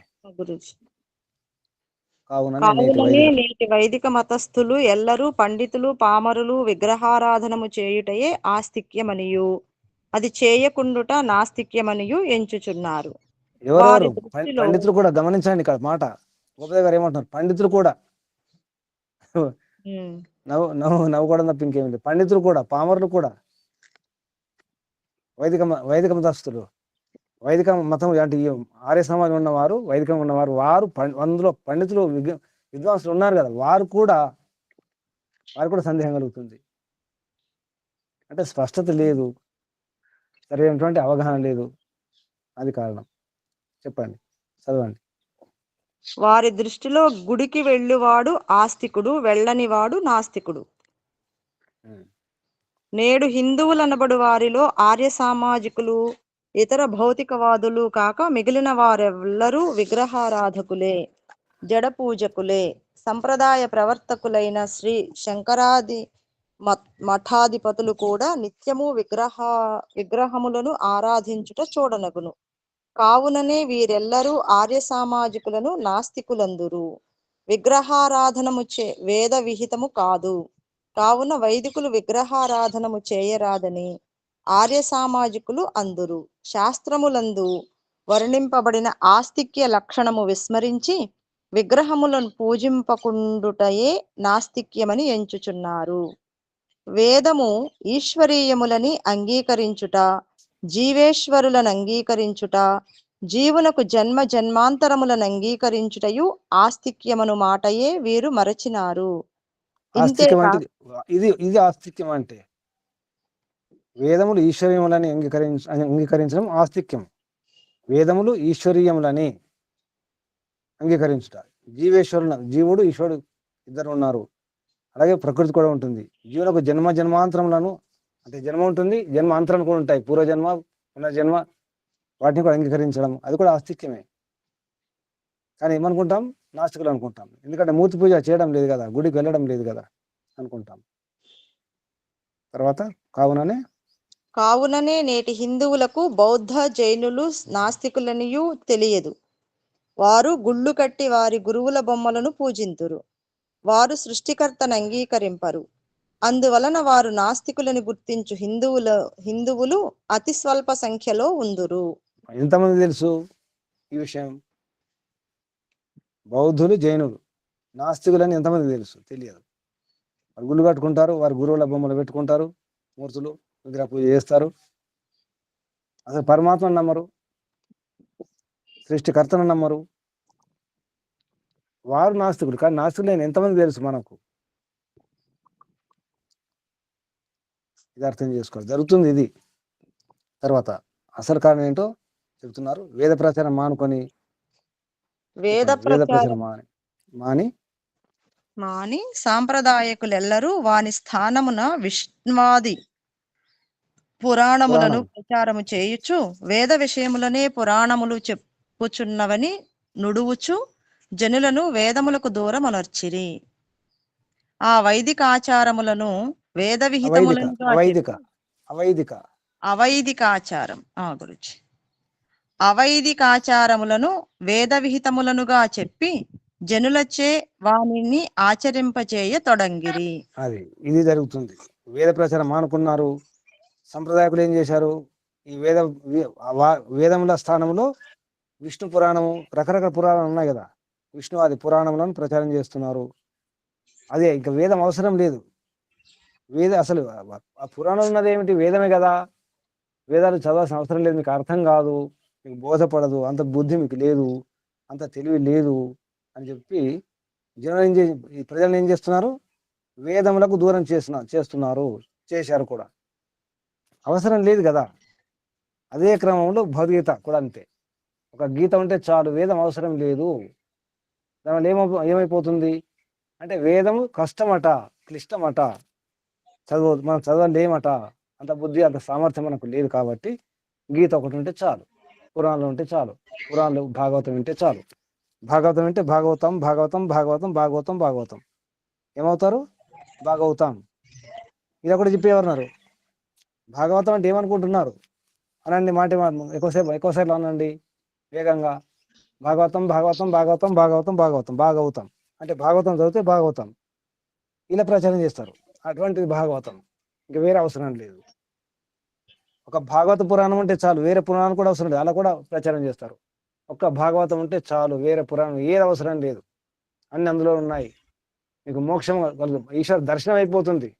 పురాణం అధ్యయనం కాదు, వింటే చాలు. వినడం కాదు, అక్కడ ఉంటే చాలు. ఆ ప్రవచనం జరుగుతున్న చోట ఉంటే చాలు, ఎక్కడైతే సత్సంగం జరుగుతుందో అక్కడ ఉంటే చాలు, వింటే చాలు, మీకు మోక్షమే, ఈశ్వర దర్శనమే. అప్పుడు ఏమనిపిస్తుంది? ఇది బాగుంది, సరళం కదా. అందరికి ఒక బలహీనత ఉంటుంది. ఏదైతే సరళమో సులభమో అటువైపు వెళ్ళాలని చూస్తాం. కష్టం క్లిష్టం అంటే ఇబ్బంది, శ్రమ మనం ఇష్టపడం. శ్రమించాలి, కష్టపడాలంటే కష్టం ఎవరికైనా. కష్టం అంటే అందరికి కష్టమే కదా. ఉన్నారు ఎవరన్నా కష్టం అంటే ఇష్టం అనేవారు? ఉన్నారు ఎందులో? కష్టం అంటే నాకు ఇష్టం. కష్టం అంటే అందరు కష్టమే కదా. అవును గురూజీ. అందుకే అటువైపు వెళ్తాం. మనం కూడా ఒక్కోసారి అప్పుడప్పుడు కొట్టుకుపోతాం భావాల్లో. జాగ్రత్త. ఆలోచన కూడా రాకూడదు. కష్టము కానీ చివరికి అది ఏమవుతుంది? ఇప్పుడు కష్టమే, తర్వాత ఏమవుతుంది? సుఖమవుతుంది. గమనించాలి. అది ఆరంభంలో కష్టమే, తర్వాత అది అమృతం అవుతుంది. తర్వాత చెప్పండి, చదవండి. నేటి హిందువులకు దేవాలయములు అందలి పూజలు లేకున్నా హిందూ మతమే ఉండదను విశ్వాసము ప్రబలమైనది. అది అసలు ఇది గుర్తుంచుకోండి. పెద్ద భయం ఇదే మనకు. ఎప్పుడైతే ఈ గుళ్ళు గోపురాలు ఉండవో, మందిరాలు ఉండవో, అసలు అప్పుడు ఈ హిందూ ధర్మం ఇది ఉండదు. అసలు దేవాలయం లేకపోతే అసలు మనకు మన సంస్కృతి సభ్యత ఏది మిగలదు. మనకు ఆధారము గుళ్ళు గోపురాలే, ఆ మూర్తులే. ఆ మూర్తులు, ఆ విగ్రహాలే మనల్ని రక్షిస్తున్నాయి, మన ధర్మాన్ని. ఎప్పుడైతే ఈ ఈ గుళ్ళు మందిరాలు ఉండవో, దేవాలయాలు ఉండవో, ఇంకేముండదు.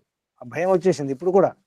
గమనించండి, ఇప్పుడు కూడా ఉంది. అందుకే ఆర్య సమాజం వాళ్ళు కూడా కొంచెం ఉపాయంతో పేరు మారుస్తున్నారు. ఆర్య సమాజ మందిరము. గమనిస్తున్నారా? ఢిల్లీ కానీ వేరే పెద్ద పెద్ద పట్టణాలకు వెళ్తే, నగరాలకు వెళ్తే అక్కడ పేరు ఉంటుంది, ఆర్య సమాజ మందిర్ అంటారు.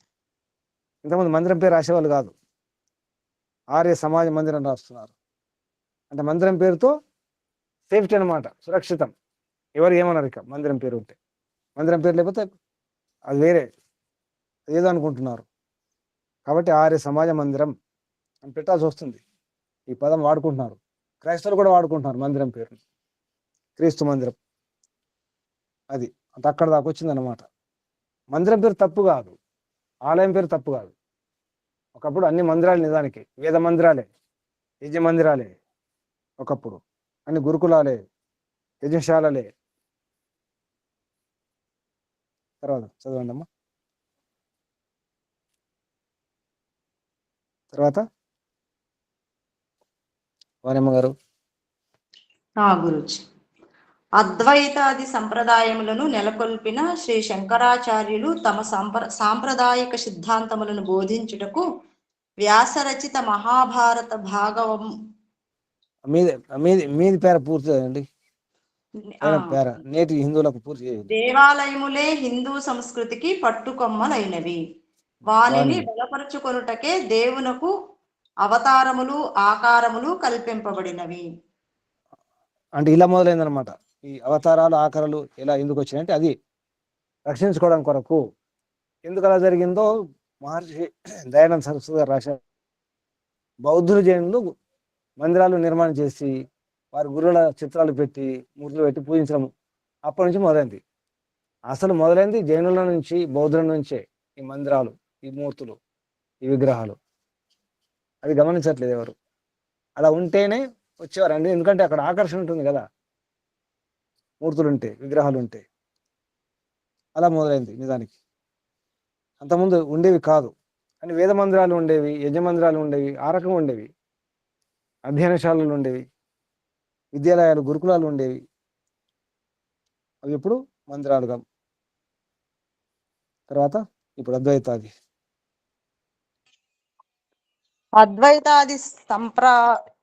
సంప్రదాయములను నెలకొల్పిన శ్రీ శంకరాచార్యులు ఆచార్యులు. శంకరాది ఆచార్యులు అంటే శంకరులు, ఈ రమణాచార్యులు, మధ్వాచార్యులు, వల్లభాచార్యులు, నింబర్కాచార్యులు ఉన్నారు కదా. శంకరాది అంటే శంకరుడు మొదలగు ఆచార్యులు తమ సాంప్రదాయిక సిద్ధాంతములను బోధించుటకు వ్యాసరచిత మహాభారత భాగమగు భగవద్గీత, ఈశ కేనాది దశైకాదశోపనిషత్తులు, వ్యాసరచిత బ్రహ్మసూత్రములు అంటే వేదాంత దర్శనము ఆధారములుగా గ్రహించి ఉండిరి. ప్రాచీన వేదమతమును బోధించుటకు బదులు వేదమతమును ఉద్ధరించుచున్నామను నెపముతో ఈ ఆచార్యులు భగవద్గీతను ఊతగా గొని అద్వైతాది స్వకల్పిత మతములను ప్రచారమనర్చి ఉన్నారు. ఈ ఆచార్యులు ఈ రకంగా అంటే ఒకటేంటి, భగవద్గీత ఒకటి ఆధారం, ఈశకేనాది ఇది దశోపనిషత్తు లేదా శ్వేతాశ్వత్తర కలిపితే ఏకాదశోపనిషత్తులు. అందుకే దశ ఏకాదశి అన్నారు రాశారు ఇక్కడ. దశ ఏకాదశోపనిషత్తులు. దశోపనిషత్తులు అంటే శ్వేతాశ్వతర రాదు, శ్వేతాశ్వతర కూడా తీసుకుంటే ఏకాదశోపనిషత్తులు అవి ఆధారం. తర్వాత వ్యాసరచిత బ్రహ్మసూత్రుడు వేదాంత దర్శనం, ఈ మూడు ప్రస్థానత్రయం పేరుతో రాయడం జరిగింది. ఈ మూడు గ్రంథాలు ప్రస్థానత్రయం అని శంకరాచార్యులు వారికి ఈ నామకరణం చేయడం జరిగింది. తర్వాత వస్తుంది అది. అంటే వేదాంత దర్శనము 10 లేదా 11 ఉపనిషత్తులు, భగవద్గీత వీటిని ఆధారంగా చేసుకుని ఈ ఆచార్యులు వారి సంప్రదాయాలను, వారి మతాలను నిర్మాణం చేయడం జరిగింది.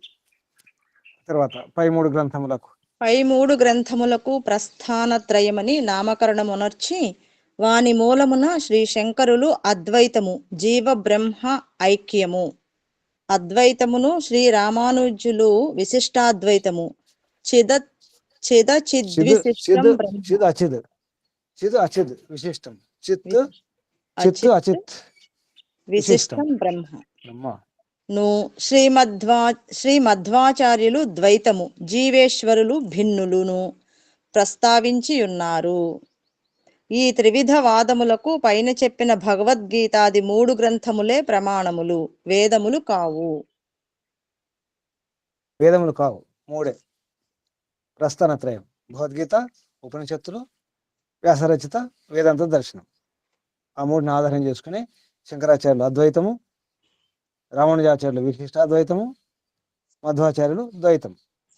చెప్పలేదు ఇక్కడ ద్వైతం అంటే జీవేశ్వరులు వేరు వేరు, 2 ఉంటాయి, ఒకటి కాదని.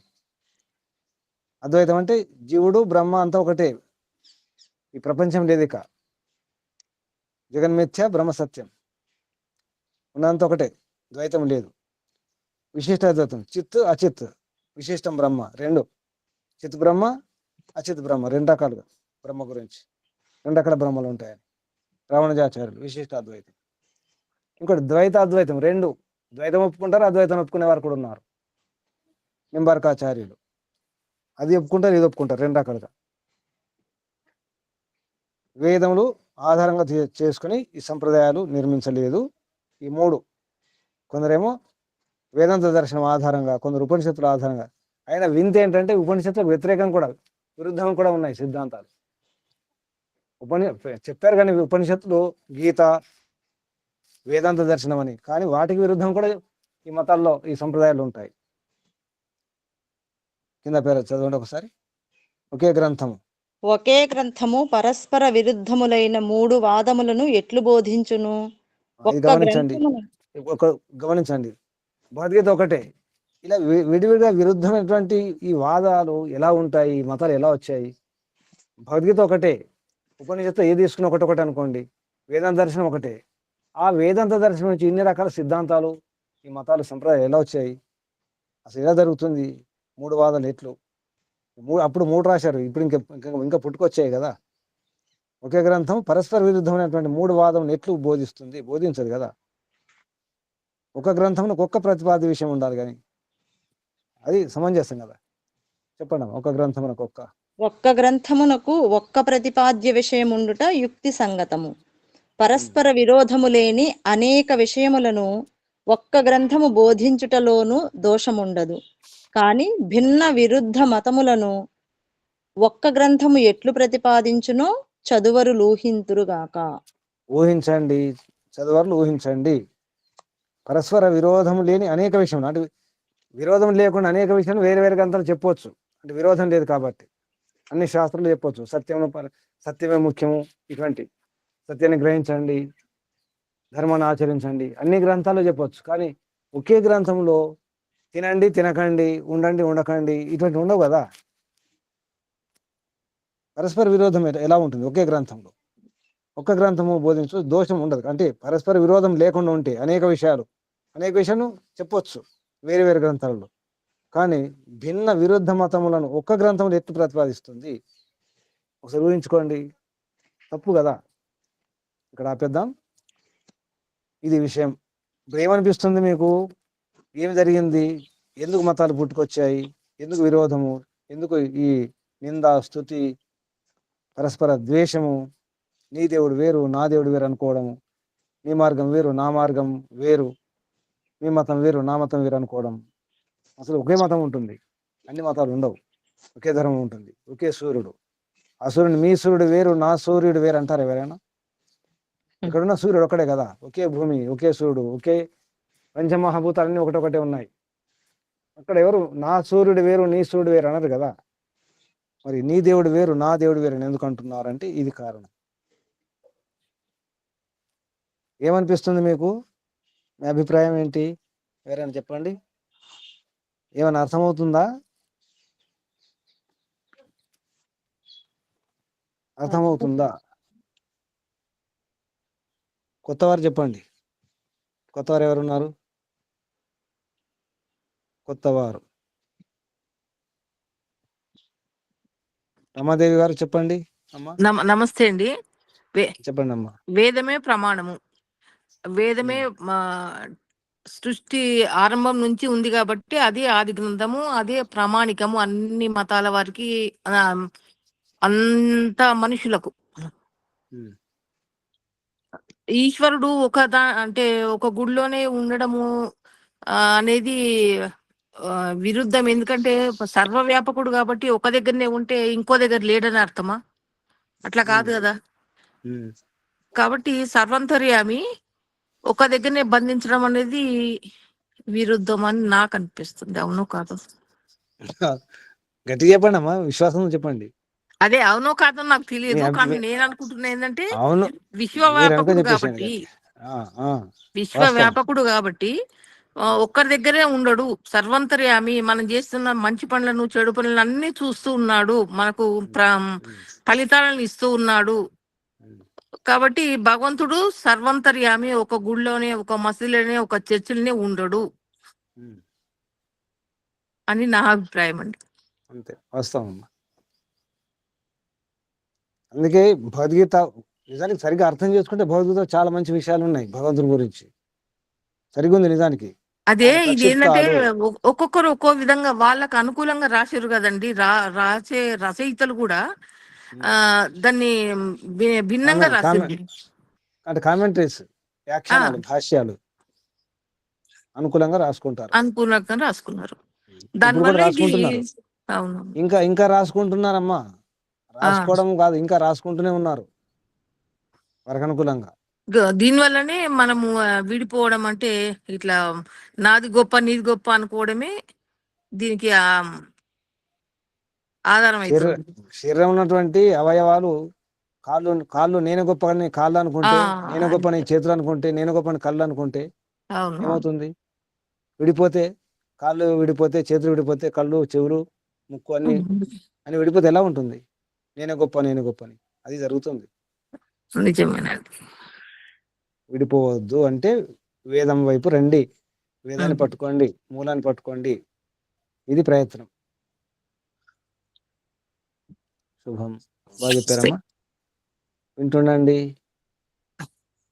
సందేహాలు ఉంటే అడగండి తర్వాత. ఇంకెవరైనా? శుభం, ఆశీర్వాదాలు. ఇంకెవరైనా కొత్తవారు? ఇంకెవరున్నారు కొత్తవారు? సత్యం గారు, చిప్పాద. ఇంకెవరైనా? పాతవారు చెప్పండి. ఏమనిపిస్తుంది? ఏమైనా పరిష్కారం అనిపిస్తుందా? ఒక్కోసారి అనిపిస్తుంది కదా, ఎందుకు ఇలా ఎందుకు జరుగుతుంది? చెప్పండి అమ్మ. గురుజీ, ఇక్కడ గ్రంథం ఒకటే, కానీ వాళ్ళు ఒక్కొక్కరు ఎలా అర్థం చేసుకున్నారో అలా అన్వయించుకున్న దాన్ని బట్టి వాళ్ళు అలా రాశారా గురుజీ? అంతే కదా, పరస్పర విరుద్ధంగా ఉంది. అందుకే అంటే కారణాలు ఉన్నాయమ్మా. కొందరికి అర్థం కాక అనుకుంటారు అనమాట, ఇదే కావచ్చు అని ఊహించుకొని అనుకుంటారు. కొందరు స్వార్థంతో కూడా రాస్తారు. కూడా రాసి ఉంటారా గురుజీ? ప్రక్షిప్త ఉద్దేశం అదే కదా. ప్రక్షిప్తాలు ఎందుకు చేస్తారు? కల్తీ ఎందుకు చేస్తారు? అంతే, కల్తీ చేయడమే. రామాయణ విషవృక్షం లాగా కల్తీ చేయడం జరుగుతుంది. చేయడం ఎందుకు జరిగింది. ఇప్పుడు ఎందుకు విమర్శిస్తున్నారు ఈ కమ్యూనిస్టులు కానీ, నాస్తికులు కానీ, ఇతర ఉమ్. మతస్థులు కానీ ఎందుకు విమర్శిస్తారంటే ఇటువంటి కల్తీ ఉంది కాబట్టి. సరైన విధంగా అర్థం చేసుకోలేకపోవడము, సరైన గురువులు వాళ్ళకి లభించకపోవడము, వాళ్ళకి విషయం తెలిసి తెలియక ఇంత ఇప్పుడు ఇప్పుడు ఎక్కడో కదా ఆర్య సమాజం కూడా ఈ రోగం వచ్చేసింది, అది గమనించండి. ఆర్య సమాజం కూడా శుద్ధంగా ఉంచాలని అనుకోవట్లేదు ఎవరు నచ్చినట్టు వారు వ్యాఖ్యానం చేస్తున్నారు, ప్రచారం చేసుకుంటున్నారు. యజ్ఞం గురించి కావచ్చు, సంధ్య గురించి కావచ్చు, విషయాల గురించి కావచ్చు, సిద్ధాంతం గురించి కావచ్చు, ఎవరికి తోచినట్టు వారు, ఎవరికి ఎంత తెలిస్తే అంత, ఎంత అర్థమైతే అంత అదే నిజం అనుకుంటున్నారు. ఎవరిని అడగట్లేదు, తెలుసుకోవట్లేదు, ఇది ప్రామాణికమేనా అని పరీక్షించుకోవట్లేదు, ఎవరిని అడగట్లేదు, ఎవరికి వారు సర్టిఫికేట్ ఇచ్చేసుకుంటున్నారు, చెప్పుకుంటున్నారు. ఇప్పుడు కూడా జరుగుతుంది అదే. మనం ఎవరిని అంటున్నాం కానీ మనలో కూడా ఇవి ఉన్నాయి, ఈ రోగం మనకు కూడా ఉంది. మనలో ఉన్నటువంటి ఈ రోగాన్ని కూడా దూరం చేసుకునే ప్రయత్నం చేయాలి. మనం నచ్చినట్టు ఉండడం కాదు, భగవంతుడికి మెచ్చినట్టు, భగవంతుడు చెప్పినట్టు. అర్థం కాకపోతే ఋషులు మహర్షులు చెప్పిన ఇటువంటి శాస్త్రాలు ఉన్నాయి ఎన్నో, అక్కడ చూసుకోవాలి, అక్కడ పరీక్షించుకోవాలి. బంగారం శుద్ధమా కదా ఎలా చూసుకుంటాం? పరీక్షించుకుంటాం కదా. పరీక్ష ప్రమాణాలు ఉన్నాయి కదా. తెలియకపోతే అడగాలి. మనం అడగదలుచుకోలేదు కదా, అడగడమే తప్పు అనుకుంటున్నాం. అడిగితే ఏమో నామోషం అనుకుంటున్నాం, తక్కువ అంచనా ఇస్తారేమో అడిగితే. అంటే లోపల ఒక రకమైన అహంకారం, అది సూక్ష్మంగా అహంకారం ఉంటుంది. నేను అడగకూడదు, అడిగితే నాకు తెలియదు అనుకుంటే ఎవరైనా అలా, అది ఉండకూడదు. విద్య రాదు, బుద్ధి పెరగదు, భ్రమలు భ్రాంతులు అలాగే ఉంటాయి. చివరికి మనకే నష్టం, ఎవరైతే అడగరో తెలుసుకోరో వారికే నష్టం. ఆరోగ్యం బాగాలేకపోతే డాక్టర్ చూపించుకుంటాం కదా, అప్పుడు ఏం చెప్తారు? ఉన్నా చెప్తారా, లేని చెప్తారా, దాచుకుంటారా? నష్టం ఎవరికి? దాచుకుంటే. మన రోగం గురించి డాక్టర్ చెప్పుకోవాలి కదా, ఉన్న విషయం సమస్య ఏంటో అడగాలి కదా. చెప్పకపోతే నష్టం ఎవరికి? పేషెంట్లకే నష్టం. అది అందరం పేషెంట్లమే, మనకు కూడా రోగం ఉంది. అడగండి, డాక్టర్ని అడగండి, రోగాన్ని దూరం చేసుకోండి. గోపయ్య గారు చాలా ఆవేదనతో రాసినటువంటి పుస్తకం ఇది. అంటే గీత గురించి ఇలా ఏం చేస్తున్నారు, ఆర్య దానివల్ల ఏం జరుగుతుంది. సమాజంలో ఆర్య సమాజంలో డివిజన్ కాలేదు కదండి, అయిందా? ఏం ప్రమాణం నాకేమిటి? అయింది కాలేదు వేరే విషయం, మనం ఏం చేస్తున్నామమ్మా అది గమనించాలి. ఆర్య సమాజం కాదు లేదు కానీ మన లోపల ఏముంది మనం అడుగుతున్నాం, అసలు డౌట్లు అడుగుతున్నామా, మన సందేహాలు మన దూరం చేసుకుంటున్నామా? అడిగితే ఏమనుకుంటారో, తక్కువ అంచనా ఇస్తారేమో, అడగట్లేదు కదా, తెలుసుకోవట్లేదు. తెలిసిందే ఇదే సరిపోయింది అనుకుంటున్నాం, ఇదే రైట్ అనుకుంటున్నాం. నాకు తెలిసింది, నాకు అర్థమైంది ఇదే రైట్, నేను ఎవరిని అడగనిక, నేనే రైట్. నేను కూడా పండితుని, అహం పండిత మొదలైంది. నేనే పండితుని, ఇక అవసరం లేదు, ఎవరిని అడగాల్సిన అవసరం లేదు.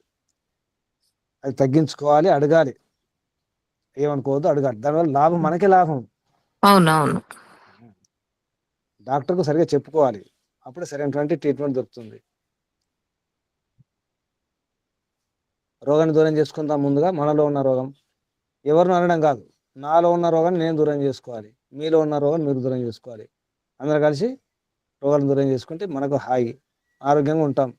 ముందు మనము ఆరోగ్యంగా ఉండాలి. చెప్పండి, ముందు నేను ఆరోగ్యంగా ఉండాలి అని అనుకోండి అందరూ. ముందు నేను ఆరోగ్యంగా ఉండాలి అనండి. ముందు నేను ఆరోగ్యంగా ఉండాలి, అంతే, ఇది ఒకటి పెట్టుకోండి. నేను ఆరోగ్యంగా ఉండాలి, ఇది సత్యం. శుభం. దాని కొరకు ఈ ప్రయత్నం అంతా, ఈ ట్రీట్మెంట్, ఇది ఒక ట్రీట్మెంట్ ఇప్పుడు. సరేనా? ఇంకేమైనా సందేహాలు ఉంటే అడగండి, లేదంటే ముగించేద్దాం. శుభం. చెప్పండి.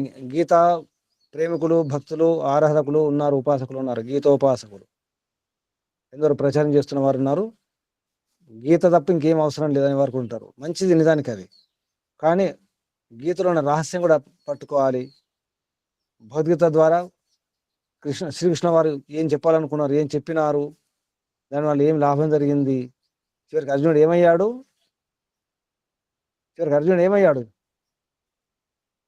చెప్పండి, ఏమయ్యాడు చివరికి అర్జునుడు? చెడిపోయాడా యోగి అయ్యాడు. అర్జునుడు? చివరికి అర్జునుడు యోగి ఏమయ్యాడు? చెడిపోయాడా? యుద్ధం చెడిపోలేదు. చేశాడా?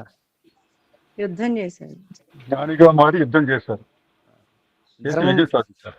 గెలిచింది ఏమిటి? ధర్మం గెలిచిందా లేదా? ధర్మం ధర్మమే గెలిచింది. ధర్మమే గెలిచింది. అది మనం కూడా అదే, మనం కోరుకునేది అదే, మన ఉద్దేశం అదే. ధర్మాన్ని గెలిపించాలి, సత్యాన్ని గెలిపించాలి. మనం సిద్ధంగా ఉండాలి, యుద్ధానికి సిద్ధం. అర్జున్ లాగా నా చేతులు వణుకుతున్నాయి, గాంధీ వణుకుతుంది అని కింద పడిపోకూడదు. ధనుర్బాణం కింద పడేసి ఇక యుద్ధం చేయను కృష్ణ అని చెప్పేసి పడిపోకూడదు. అందరూ నా వారే, కానీ ఎటువైపు ఉన్నారు? నిన్ను చంపడానికి సిద్ధంగా ఉన్నారు. నీ వారే నిన్ను చంపడానికి సిద్ధంగా ఉన్నారు. ఇప్పుడు ఏం చేస్తారు? మీరైతే యుద్ధం చేస్తాడు. ఏం చేస్తారు? ఎదుర్కొంటాం. తిరిగి యుద్ధం చేసే వాళ్ళని చంపుతాం. నీ వారే నిన్ను చంపడానికి సిద్ధంగా ఉంటే మీరేం చేస్తారు? అప్పుడు తిరగబడతాం, తిరిగి యుద్ధం చేసి వారిని చంపుతాం. ధర్మం వైపు ఉండాలండి, నా వారు నీ వారు లేదు. ధర్మం వైపు ఉండే ప్రయత్నం చేయండి. ధర్మం వైపు ఉండాలి. మన పార్టీ ఏం పార్టీ? మన పార్టీ ధర్మ పార్టీ.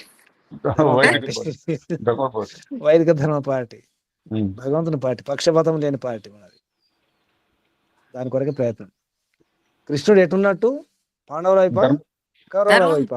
ధర్మం వైపు ఉన్నాడు. ధర్మం వైపు ఉన్నాడు. ఒకవేళ కౌరవుల వైపు ఉంటే ఏమయ్యేది? అధర్మం గెలిచేది. అధర్మం గెలిచేది. మరి కౌరవుల వైపు ఉన్నాడు కదా, నారాయణ సేన ఇచ్చేశాడు కదా, నారాయణ సేనని ఇచ్చేశాడు కదా, కౌరవుల వైపు ఉన్నట్టే కదా. అదంతా సైన్యం అంతా అడ్డిచ్చే ఎంత అన్యాయం అండి. మొత్తం సైన్యం అంతా అడ్డిచ్చేసి, ఆయుధాలను సైన్యాన్ని మొత్తం అడ్డిచ్చేసి తను ఒక్కడిట్టున్నాడు పాండవుల వైపు. అన్యాయం కదా ఇది. పైగా ఆయుధం పట్టడు, యుద్ధం చేయను అన్నాడు. అది కూడా మరి ఎంత నష్టం? ఆయుధం పట్టను, యుద్ధం చేయను ఏంటి? ఊరికి అలా కూర్చుంటాను, ఊరికి కూర్చుంటాను, ఏం లాభం? ఏం లాభం లేదు కదా. ఇది గమనించాలి కృష్ణ నీతి. అంటే యుక్తితో గెలవాలి, ధర్మాన్ని గెలిపించాలి.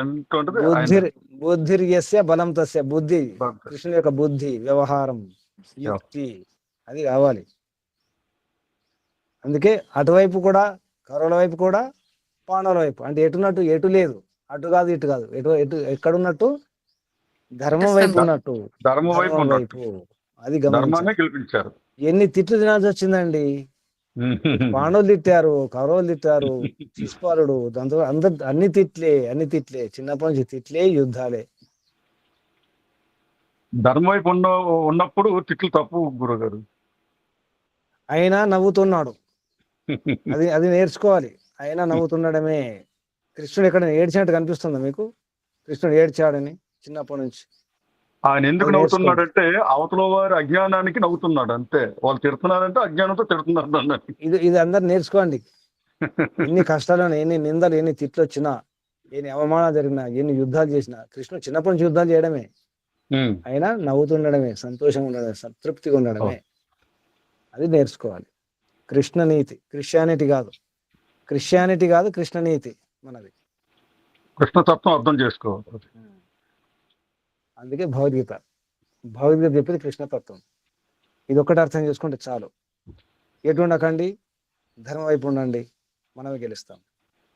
ధర్మం గెలుస్తుంది, గెలిపించాలి. శుభం. ముందుగా పరంపిత పరమాత్మకు ధన్యవాదాలు, వందనాలు, ప్రణామాలు. ఋషులకు, మహర్షులకు, మునులకు, యోగులకు, గురువులకు, ఆచార్యులకు, అధ్యాపకులకు, పెద్దలకు, మాతాపితలకు అందరికీ వందనాలు. సర్వేభ్యో నమో నమః. మీ అందరు కూడా అభినందనలు, అభివందనాలు. పరమపిత పరమాత్మ శుభాశిస్సులు. ఓం శం. ఓం సర్వేభ్యో నమః. చేద్దాం. నమస్తే గురుజీ, ధన్యవాదం.